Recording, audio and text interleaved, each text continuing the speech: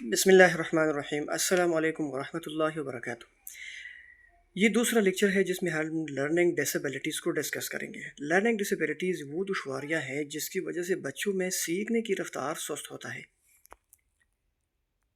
تو چلیے شروع کرتے ہیں۔ Which of the following is behavioral sign of learning difficulties؟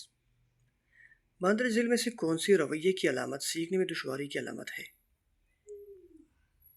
Difficulty making friends, misplacing homework, consistent poor grades in one subject, all of these۔ تو اس سوال کا درست جواب ہے all of these۔ یہ تمام نشانیاں لرننگ ڈیفیکلٹیز کی نشانیاں ہیں۔ مطلب بچے اپنے دوست بنانے میں مشکل محسوس کرتے ہیں، اپنا ہوم ورک صحیح طور پر نہیں کر پاتے، اور اس طرح گریڈ جو ہوتا ہے وہ کم ہوتے ہیں، اچھے گریڈ نہیں لے سکتے۔ تو یہ سارے جو آثار ہیں یہ لرننگ ڈیفیکلٹیز یعنی سیکھنے کی دشواری ہے۔ Which tool is commonly used to assess learning disabilities؟ سیکھنے کی معذوری کا اندازہ لگانے کے لیے عام طور پر کون سا ٹول استعمال کیا جاتا ہے؟ آئی کیو ٹیسٹ، وڈ کاک جانسن ٹیسٹ، MMPI اور روچر ٹیسٹ۔ تو اس کا کریکٹ آنسر ہے وڈ کاک Johnson test. Which of the following is not a sign of dysgraphia؟ ان میں سے کون سی ڈسگرافیا کی علامت نہیں ہے؟ ڈسگرافیا جو لکھنے کی دشواری ہے، رائٹنگ ڈسیبلٹیز، اس کی علامت کون سی نہیں ہے؟ پور hand writing, difficulty organizing thoughts and paper, misreading words, uneven spacing of letters۔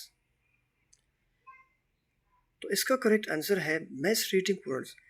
یہ ڈسگرافیا کی علامت نہیں ہے بلکہ یہ ڈسلیکسیا کی علامت ہے۔ جو باقی تین ہے یہ ڈسگرافیا کی علامتیں ہیں۔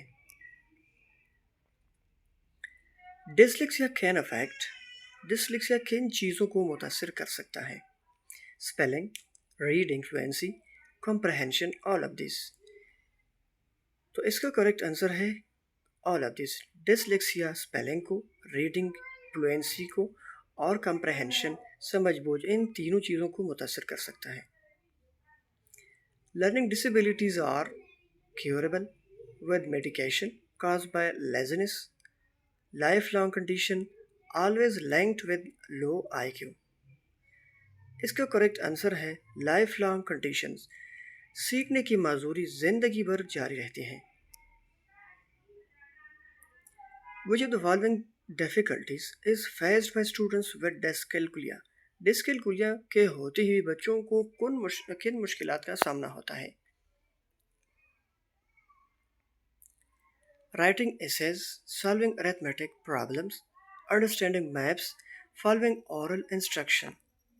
تو اس کا کریکٹ آنسر ہے سالونگ arithmetic problem، یعنی ڈسکیلکولیا کی بیماری ڈسیبلٹیز کی وجہ سے بچوں میں arithmetic یعنی حساب کتاب کرنا مشکل ہوتا ہے۔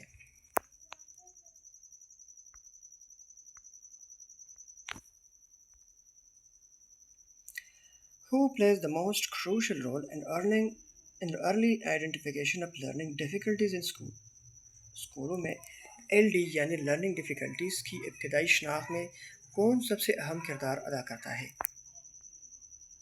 پرنسپل، پیرنٹس، اسپیشل ایجوکیٹر اور کلاس ٹیچر۔ تو اس کا درست جواب ہے class teacher.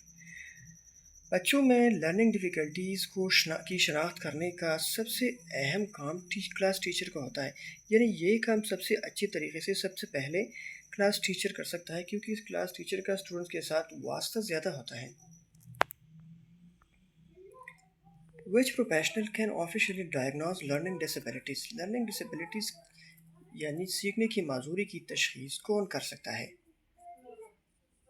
General physician, پیڈیاٹریشین، clinical psychologist اور ٹیوٹر۔